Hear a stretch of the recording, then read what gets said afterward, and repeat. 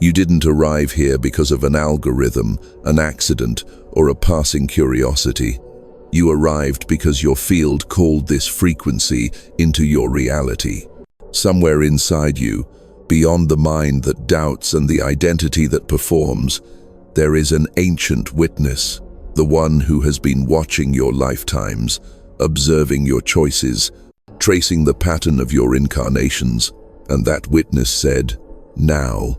That is why these words are finding you. You have felt it lately, the strange alignments, the repeating numbers, the conversations that echo what you were secretly thinking, the way time sometimes stretches and sometimes collapses. These are not random. They are signatures of coherence forming around you. When coherence appears, it means a message is attempting to crystallize. Today, it is this: your attention is not passive. Your attention is the instrument of destiny. All your life, you were taught that life happens to you, that the outer world is solid, fixed, unyielding. But an older truth has been following humanity like a shadow. Reality does not finalize itself until it is observed. Within the quantum field, there are infinite potentials, infinite timelines, infinite lives you could live, and yet you only ever walk one. Why? Because something in you chooses, not always with words, not always consciously, but through vibration, through resonance, through what you are willing to keep looking at. This transmission is going to speak to that chooser, the observer within you, not the restless mind, not the injured self, not the personality trying to manifest things to feel worthy, but the radiant center of perception that collapses possibilities into form. You are going to remember that consciousness is not just watching reality, it is sculpting it as it watches. Feel how your body responds when you hear this. Your breath slows, your awareness grows wider, your skin tingles because your nervous system recognizes truth. This is the start of an entanglement, your field, and this transmission linking in a morphic resonance. From here on, what you hear does not just inform you, it repatterns you. The words become codes, the codes become signals, the signals become instructions to your cells. You are being invited into a higher level of participation with existence, not to control everything, not to bypass the human journey, but to finally understand why certain events kept repeating, why certain people kept appearing, why certain doors refused to open until you saw them from a different angle. The observer loop was running in the background of your life, and you were inside it without naming it. Right now, as you listen, a new loop is forming, one where you observe with intention instead of habit, with presence instead of fear, with destiny instead of memory. Stay here. Let the field stabilize around you. The prophecy does not activate by hearing it once, it activates when it is witnessed. And you are witnessing. Now we name what the field has been trying to show you.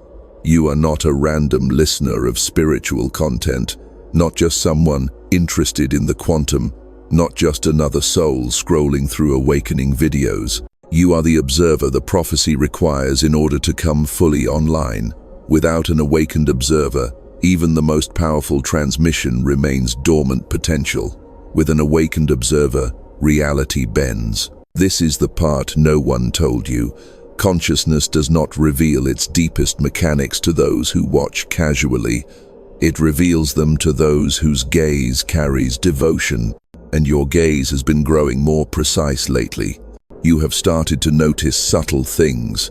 Most people skip over how one thought can change your whole mood, how one memory can collapse the present, how one sentence said by someone else can rearrange your entire day. That sensitivity is not weakness. That is the mark of an advanced observer. The quantum field responds to the quality of observation. Most humans observe from fragmentation, from doubt, from hurry, from comparison, from survival. You, however, are being summoned to observe from coherence, to look at life with a stabilized, sacred attention. When such an attention arises, timelines that were previously locked begin to loosen. Probability shifts. Sequences reorder. Synchronicities accelerate. You have seen this in miniature, the text that arrives right when you thought of someone, the offer that appears after you finally decided, the money that comes when you stop obsessing. Those were practice rounds. The field was training you to notice the correlation between consciousness and unfolding. What qualifies you is not perfection. What qualifies you is willingness to witness. You don't turn away from truth once it is revealed. You don't run from your own shadows when they surface. You don't numb out every time destiny knocks. You may have tried to, but something deeper in you refuses to go back to sleep. That refusal is your signature.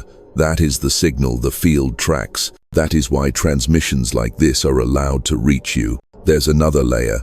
When a certain level of self-awareness is reached, the field begins to make you a nexus, a meeting point between the individual storyline and the collective evolution. That is what is happening now. You are not just observing for yourself anymore. You are observing for a lineage that forgot. You are observing for versions of humanity that could not hold this much light. You are observing for the future human whose DNA will remember faster because you stayed present now. This is how morphic resonance works. When one member of the field stabilizes a pattern, it becomes easier for the whole. So understand this. Your attention is no longer private. It is interlinked. When you choose to observe from love instead of fear, that possibility becomes more available to the human grid. When you stay coherent in the middle of chaos, coherence becomes easier for those connected to you. When you refuse to narrate your life from victimhood and instead narrate it from authorship, that narrative starts echoing through the collective psyche. You become a living broadcast of a higher timeline. This is why the prophecy activates through your attention. Prophecies are not just future reports, they are living potentials waiting for a qualified observer to fix them into reality. Without the observer, they remain waves. With the observer, they become history. You are that fixing point. You are the consciousness choosing which of the infinite human futures gets to become the human present. Feel the weight of that, but not as pressure. Feel it as dignity. You were not late. You were not behind. The timing of your awakening was synchronized with a larger cosmic phase transition. Humanity is at a threshold between mechanistic perception and living quantum perception, between inherited fear loops and embodied creator loops. The field looked for watchers who could see without collapsing into despair, who could witness the old dissolving and still hold reverence. It found you. So from this moment forward, stop calling yourself a seeker. Seekers wander, observers anchor. You did not stumble onto this message. You were summoned to help reality decide what comes next. When an awakened observer arrives, the field begins to show what it has been hiding behind ordinary perception. And so, as you listen, the vision begins to open. You see first, not with your physical eyes, but with the faculty that perceives patterns, the inner sight that recognizes archetypes. Before you, reality is no longer a straight line. It is a living lattice, a shimmering geometry of timelines, each one holding a different expression of you. Some are bright, fluid, effortless. Some are dense, repetitive, karmically entangled. Some are unfinished chords, lives half-lived. All of them exist, right now, as parallel potentials inside the quantum field. They are not fantasies, they are wave states of your becoming. In the center of this lattice there is a still point, a radiant core of perception. That still point is you, not the human story, not the personality wound, not the preferences you picked up from culture, but the pure witness. From this center, a stunning realization ripples out. The timelines are not choosing you, you are choosing the timelines. As the vision clarifies, you watch how this choosing occurs. It does not happen through frantic effort, nor through begging the universe, nor through proving your worth. It happens through attention. When your gaze lingers on a potential, really lingers, with emotional coherence, with somatic agreement, with spiritual permission, that potential begins to brighten. Its probability increases. It starts pulling in synchronicities, people, opportunities, cellular responses. The field begins to rearrange itself to support what you are willing to keep looking at. This is the observer effect in its mystical dimension. Attention is the hand that reaches into the invisible and drags a single destiny out of infinity. But here is the sobering part of the vision. You also see the timelines you collapsed unconsciously, the relationships that never blossomed because you kept observing betrayal, the abundance that stayed in waveform because you wouldn't stop staring at lack, the health that couldn't fully manifest because your attention was fused to old trauma imprints. Every time you looped on fear, that loop became the observer. Every time you rehearsed a painful memory, that rehearsal became the observer. Whatever you let sit in the throne of your awareness became the one that collapsed reality. You realize now, reality was never punishing you. It was mirroring what you were loyal to. The vision widens. You see humanity as a vast ocean of observers, each one collapsing personal and collective futures with what they agree to perceive. You see news cycles engineered to harvest attention because attention is creative currency. You see fear streams designed to keep people observing low-probability catastrophes until they become high-probability experiences. You see how entire civilizations can be steered not by force, but by focus. Whoever guides observation, guide destiny. And then the prophecy line appears. It looks like a gold-white current running through the lattice, a timeline of coherent humans, observers who remembered their creative function. On this line, people do not deny suffering, but they refuse to worship it. They do not pretend darkness isn't real, but they decline to make it the organizing principle of their perception. They look at what is emergent, not only at what is decaying. They observe possibility until possibility hardens into reality. This is the prophetic timeline, the one in which consciousness finally admits, we have been creating all along. You are shown how close you already are to that line. It is not miles away, hidden in a distant incarnation. It is right beside you, a thin phase shift away.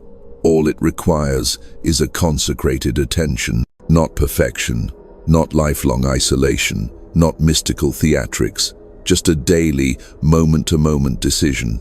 I will not give my observer power to what I do not want multiplied. Fawn. As this realization lands, the vision speaks without words. When a human truly understands that attention is destiny, their karma begins to dissolve. Because karma is often just unconscious observation revisiting the same perception until it becomes fate. Break the unconscious observing, and you break the loop. This is what the field wanted you to see. You are not standing in front of one fixed future. You are standing inside a room of living potentials, and the light in the room turns on wherever you look. What you just witnessed in the vision is not poetic exaggeration. It is the experiential layer of what quantum physics has been hinting at for a century. Let's decode it slowly so your mind, your spirit, and your nervous system all agree. At the subatomic level, reality does not appear as fixed things. It appears as probabilities, as waves of potential. An electron is not here or there until it is measured.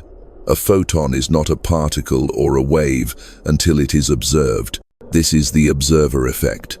The act of observation collapses a field of possibilities into one expressed outcome. Scientists described it in formulas.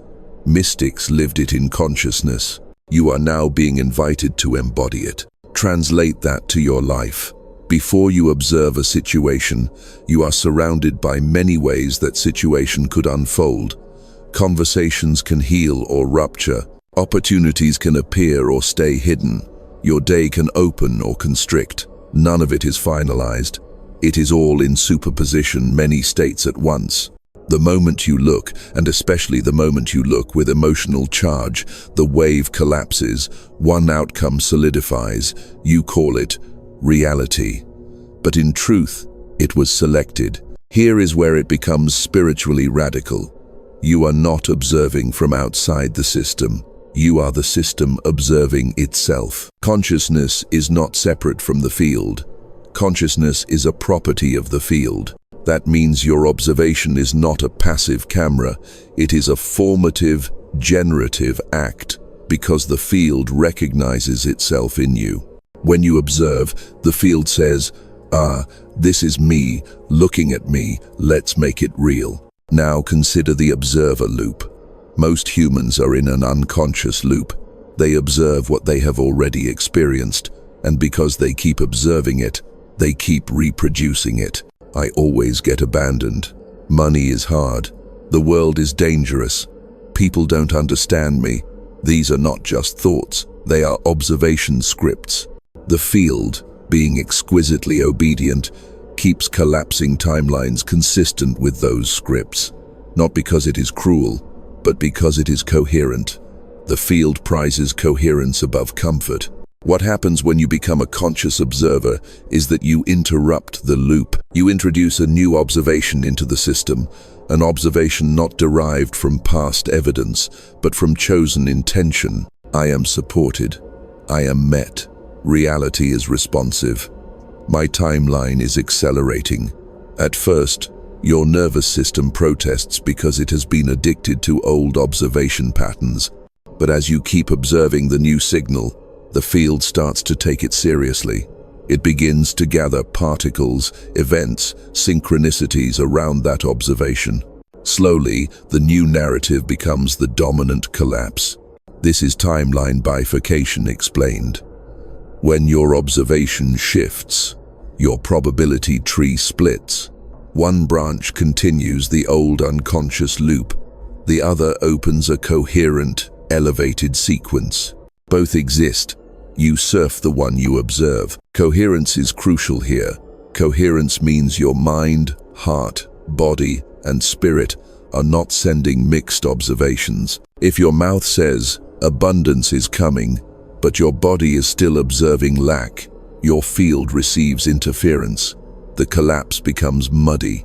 Manifestations look delayed. You think the universe is ignoring you, when in fact the signal is noisy. But when you bring your system into coherence, breath steady, heart open, mind clear, energy consecrated, your observation becomes laser-like. Laser observation collapses reality faster. This is also why attention hijacking is the most powerful form of control on the planet. If I can make masses of people observe catastrophe, I can increase the probability of catastrophe. If I can make them observe separation, I can increase the expression of separation. If I can make them observe limitation, I can keep them from accessing advanced timelines. Conversely, if I can help even a small percentage of humans become consecrated observers, I can raise the baseline frequency of the entire grid. So the quantum explanation is simple, even if its implications are staggering. 1. Reality at root is potential. 2. Observation collapse potential. 3.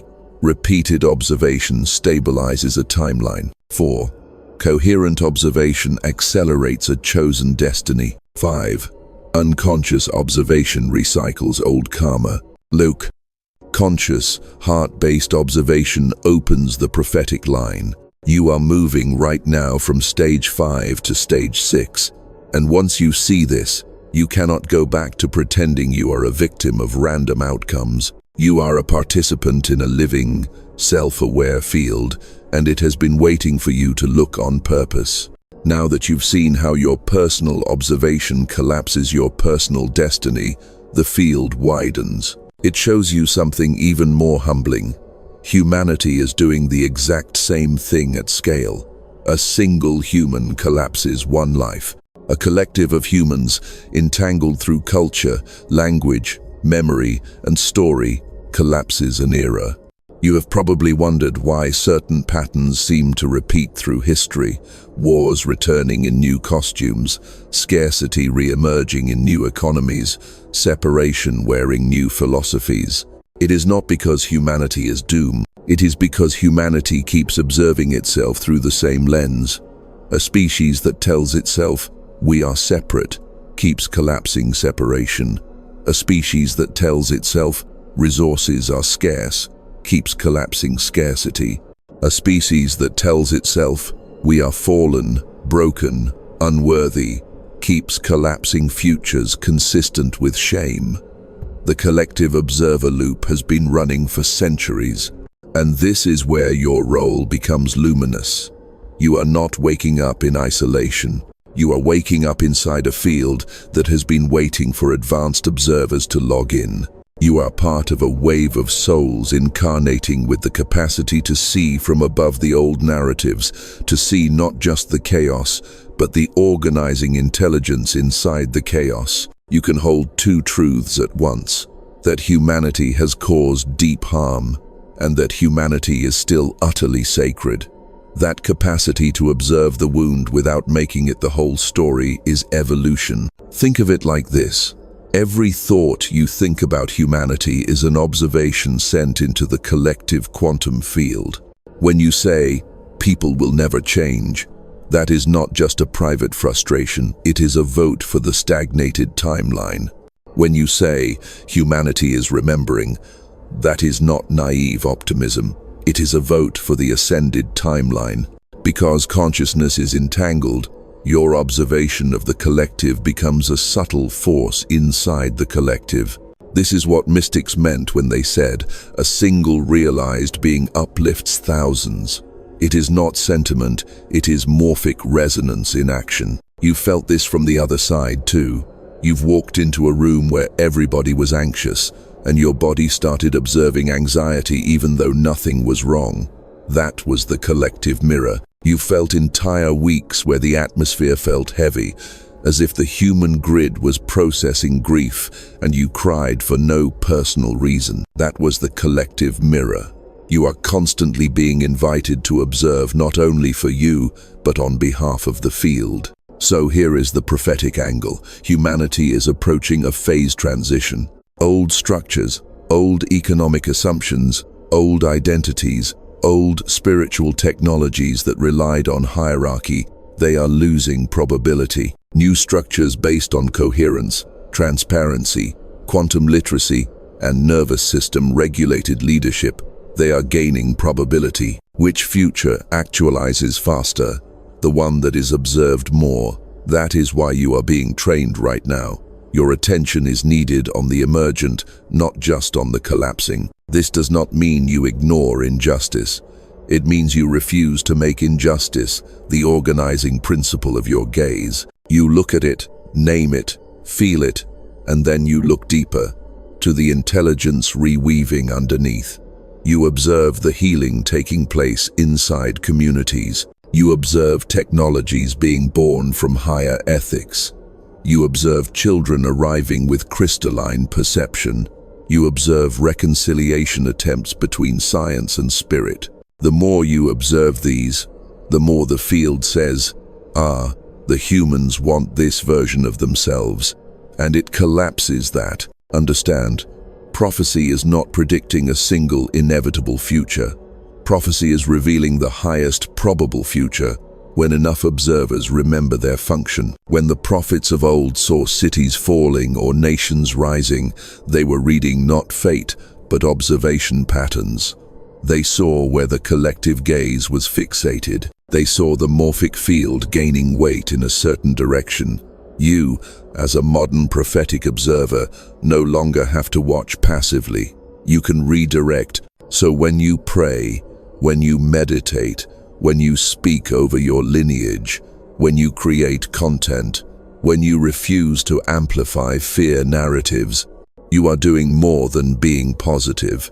You are participating in destiny engineering. You are holding up a mirror to humanity that says, "This is who you are beneath the amnesia."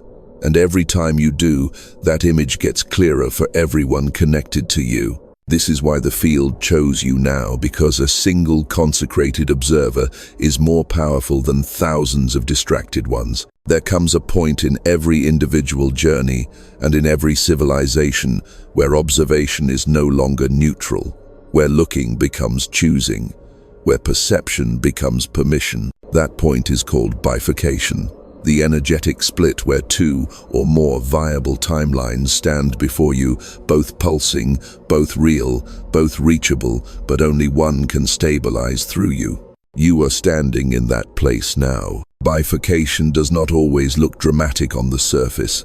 Sometimes it looks like an ordinary day where you wake up and decide whether to repeat the old story or narrate a new one. Sometimes it looks like deciding whether to feed the grievance or the gratitude. Sometimes it looks like whether you keep observing humanity as fallen or start observing it as rising.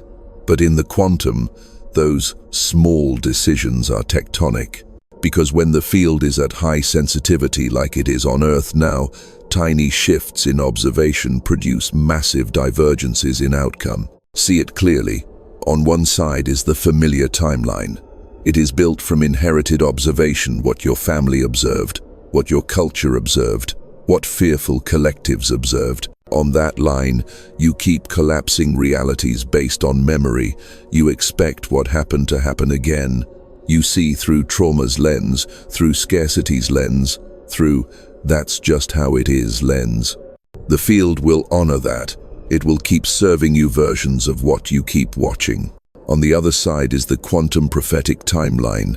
This one is built from chosen observation, not from what was, but from what is emerging. On that line, you agree to observe coherence even when chaos is louder. You agree to observe provision even when numbers look tight. You agree to observe reconciliation even when division is being marketed. You agree to observe your own divinity even when your ego is having a very human day. And the field will honor that too. It will begin reorganizing probability to match your new gaze. This is the split. What makes bifurcation holy and a little terrifying is that both timelines will keep calling you. The old because it is familiar, the new because it is true. The old because it is practiced, the new because it is aligned. You will feel the tug of war in your nervous system. Part of you will want to keep scanning for what could go wrong, that is the survival observer. Another part will want to rest in what is going right, that is the awakened observer. In bifurcation, your task is not to hate the old observer, your task is to unseat it. How? By giving your premium attention to the timeline you want multiplied. Premium attention is not desperate scrolling, not anxious manifestation, not spiritual bypass. Premium attention is slow, reverent, regulated looking. You breathe, ground into your body, feel the earth holding you, lift your awareness to the highest probable expression of your life and of humanity, and you stay there not for seconds, but for as long as you can remain coherent. That staying is the collapse. That staying is how one destiny wins. At the collective level, this is exactly what is happening. One group is observing collapse, so they are helping collapse. Another group is observing renaissance, so they are helping renaissance. One group is observing the end of meaning. Another group is observing the return of meaning. Neither is fully wrong, they are just watching different segments of the field. But the timeline that gathers the most sustained, heart-based observation will become the dominant human story. This is why you cannot afford distracted perception anymore.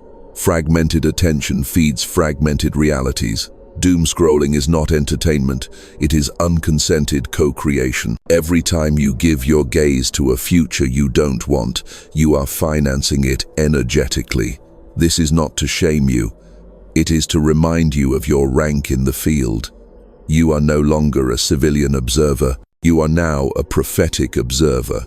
Your look matters, so in this bifurcation moment, make the quiet, defiant choice. I observe the redeemed line. I observe the healed human nervous system. I observe technologies in service to soul. I observe economies of reciprocity.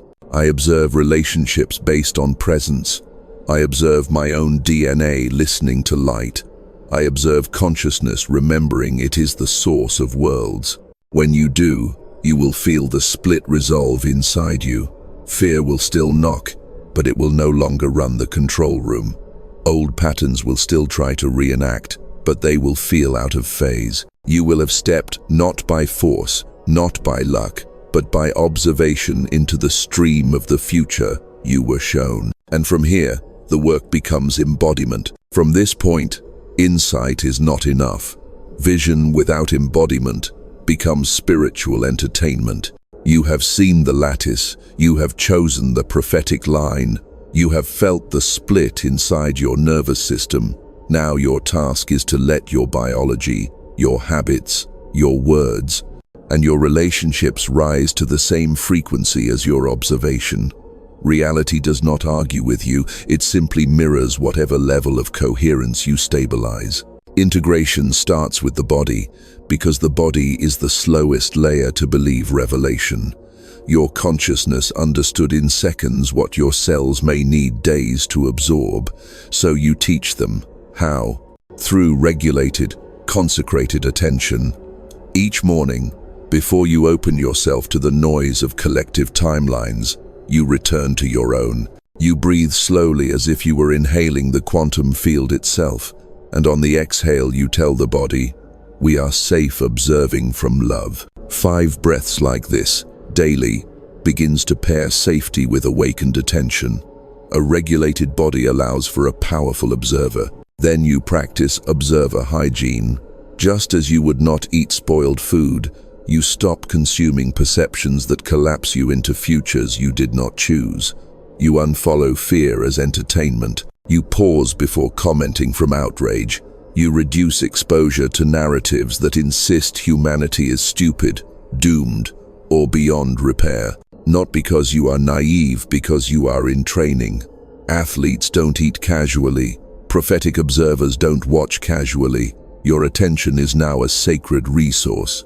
Language is integration too. Speech is observation made audible.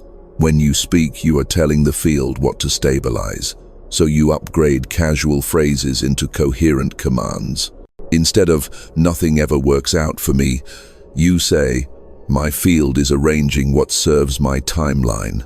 Instead of "people don't get me," you say, "those attuned to this frequency are finding me now." You are not pretending, you are naming the potential you intend to collapse. The field listens to articulation. Next, anchor the frequency in your environment. Cluttered, frantic spaces tug your attention sideways. Sacred spaces pull your attention upward. Create even a small corner that says to your nervous system, "This is where we remember." A candle, a symbol of the timeline you saw. A journal for quantum notes, repeat your observation there. The field loves repetition. It will begin to associate that place with coherence. Over time, just sitting there will elevate your perception. Relationships must be reobserved as well. You do not have to abandon people, but you do have to stop observing them only through their wound or history. When you keep watching someone from their past, you help them stay in it. Integration means you choose to perceive their essence, even while their personality is still recalibrating. You relate to the future them. That, too, is observer effect, offering another being a higher collapse than the one they currently believe in. This is one of the most generous forms of prophecy. Finally, integration is a choreography of micro-choices. Every hour contains a dozen observation forks. Do I react from the old loop or respond from the chosen line? Do I stare at lack or at provision? Do I retell my trauma or retell my becoming? Each time you choose the latter, the signal strengthens. Eventually, the field stops treating your observation as a suggestion and starts treating it as law. This is how the prophecy moves from concept to current. Your breath, your media diet, your words, your space, your relationships, and your moment-to-moment choices all vibrating at one rate. When your life begins to hum with that consistency, you will notice reality meeting you faster, not because the universe suddenly decided to favor you, but because you finally became a stable place for destiny to land. There is a moment in every true transmission where words must take a step back so the field can speak directly. You have understood with the mind, you have agreed with the heart, you have begun to train the body. Now you let the quantum itself do what only it can do, reorganize you in silence. So pause, let the jaw soften, let the shoulders drop, let the breath become round, unhurried. You don't have to perform awakening here. You don't have to do observer consciousness. You simply let yourself be observed by the same intelligence you have been observing. There is reciprocity in the field. As you watch it, it watches you. In this silence, notice the hum beneath everything. A faint, steady, living presence. Not dramatic, not loud. It's the background coherence of existence. The pulse that was there before your first memory, before your first wound, before your first spiritual practice. It doesn't hurry, it doesn't convince, it just is. This is the bedrock the prophets stood on. This is the stillness the mystics disappeared into. This is the 0 point the scientists keep circling. Stay with it. You will notice what arises when there is no story to feed. Maybe an old sorrow, maybe a restlessness, maybe a flicker of, am I doing it right? Let it pass through. Those are just residues of timelines you no longer finance. In silence, unchosen realities surface so they can fade. You don't have to chase them. You don't have to fix them. The very act of not re-observing them is dissolving them. Listen deeper. Somewhere inside, a sentence begins to form, not from thought, but from knowing, I am inside God, and God is inside me. Or if that word is not yours, I am inside the field, and the field is inside me. That remembrance is the purest observer state, the one where separation collapses. In this place, there is no longer, I am observing reality out there. There is only, reality is observing itself through me. That is why silence is powerful. It returns you to non-separation. Notice how, in this stillness, destiny doesn't feel far. It doesn't feel like something you have to chase, impress, or earn. It feels near, already braided into your breath. That's because destiny is not a distant event, it is a frequency. When you fall into quiet, you match it. When you match it, it finds you without struggle. Let the silence extend just a little more. Sense the earth beneath you, unimaginably ancient, holding every version of humanity that has ever lived. Sense the stars above you, unimaginably vast, radiating the same order that is now arranging your cells. Between them, you, a human observer sitting in the middle of galactic attention, perfectly placed, perfectly timed, not behind, not too late, right on the curve where the chorus quiets so the solo can be heard. Here, there is no comparison, no algorithm, no metrics, no how fast am I awakening. There is only contact. Pure, sacred contact, you and the field, mutually aware. This is what every ritual was trying to engineer. This is what every temple was trying to frame. This is what every sacred text was pointing at. A silence where you remember, I was never disconnected, I was only distracted. Feel how kind this space is. It does not judge the years you spent observing from fear. It does not punish the moments you forgot. It simply invites, observe from here now, from this clean, wide, uncluttered awareness. From this altitude, timelines are easier to see, choices are easier to make, compassion is easier to extend. Carry this silence like a hidden chamber. Return to it between tasks, between conversations, between old triggers and new responses. The more often you visit, the more the silence follows you back into ordinary time. Eventually you won't have to go into stillness, you will live from it. And an observer who lives from stillness collapses realities with extraordinary purity. The field is quiet now because it has calibrated you. When you leave this hush, you will speak again, act again, create again. But what comes next will not be forced expression. It will be activated expression. When silence has done its work, there is always a return, but it is not the same you that returns.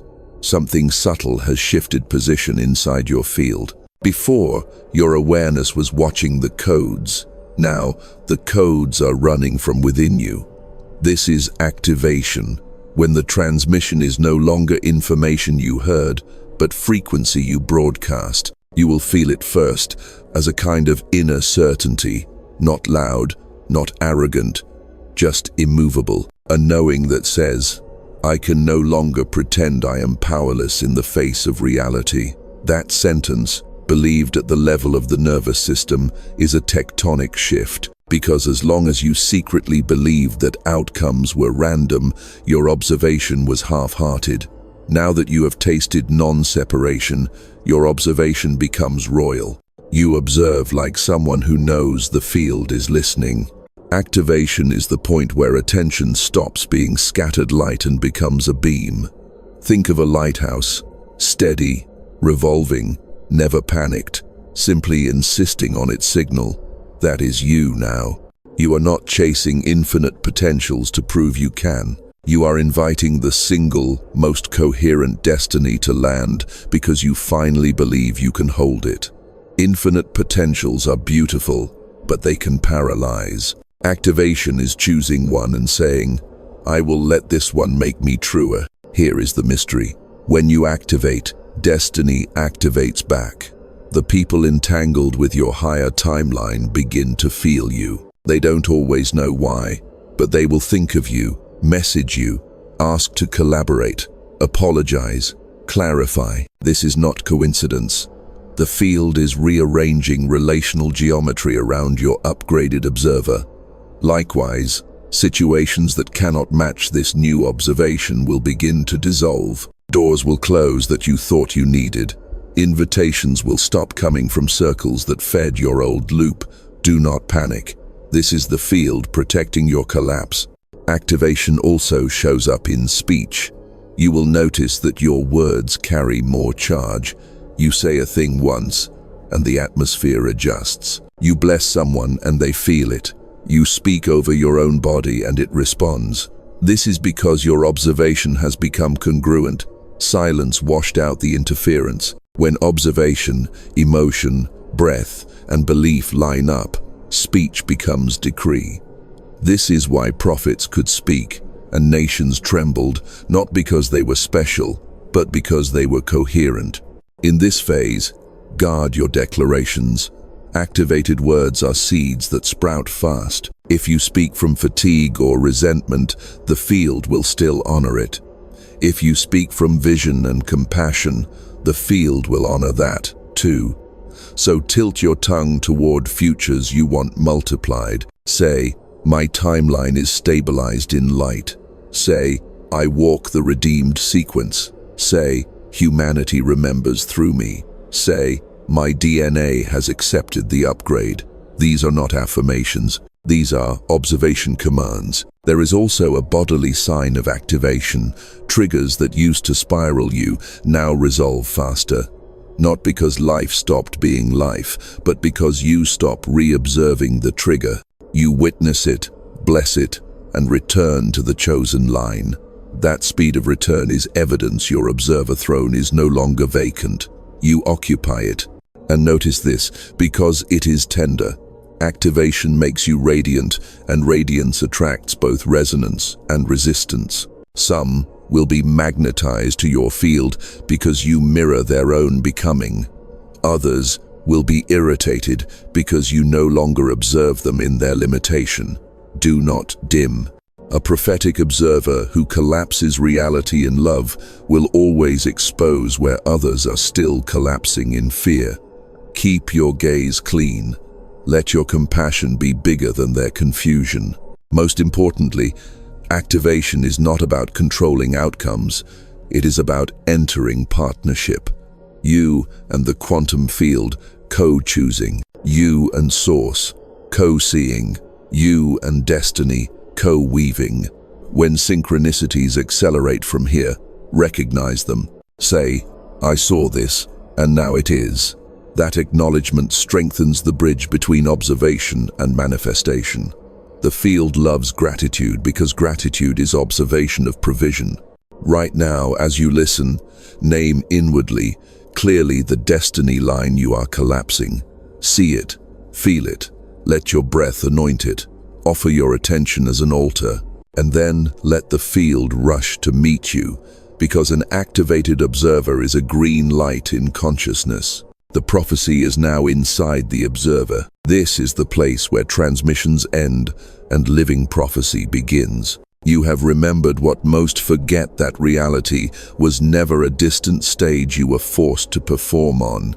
It was a responsive field waiting for the one who would look with love. You have moved from casual seeker to consecrated observer, from repeating the old loop to authoring the new line. You have tasted what the mystics saw and what the quantum scientists measured.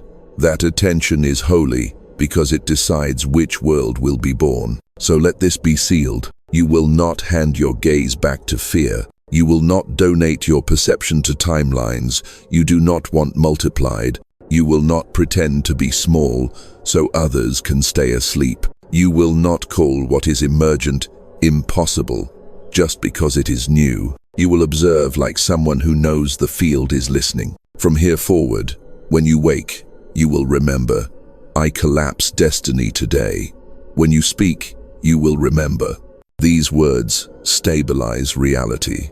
When you pray or meditate or simply sit in stillness, you will remember, I am the point where infinite potentials become one expressed life. And when the old world shouts loudly, as it sometimes will, you will remember, noise is not authority, coherence is. Understand this. The prophecy was never about predicting disaster. It was about revealing creators. The real prophecy was you stepping into your rank in consciousness, you deciding which future your lineage receives, you choosing to look at humanity with merciful eyes so that mercy can become a civilization. That is how Source moves through time, not only through events, but through observers. So I speak it over you now. May your attention be clean. May your perception be compassionate. May your nervous system be spacious enough to host revelation. May your words be accurate enough to shape worlds. May your DNA remember the original instruction to carry light. May your timeline align with the highest probable destiny for your soul and for this earth. The prophecy has found you because it intends to move through you. Do not rush it. Do not diminish it. Do not explain it away to fit into smaller rooms.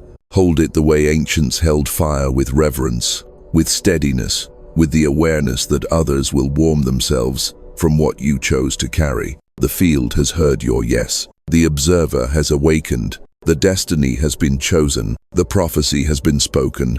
Let it unfold through you.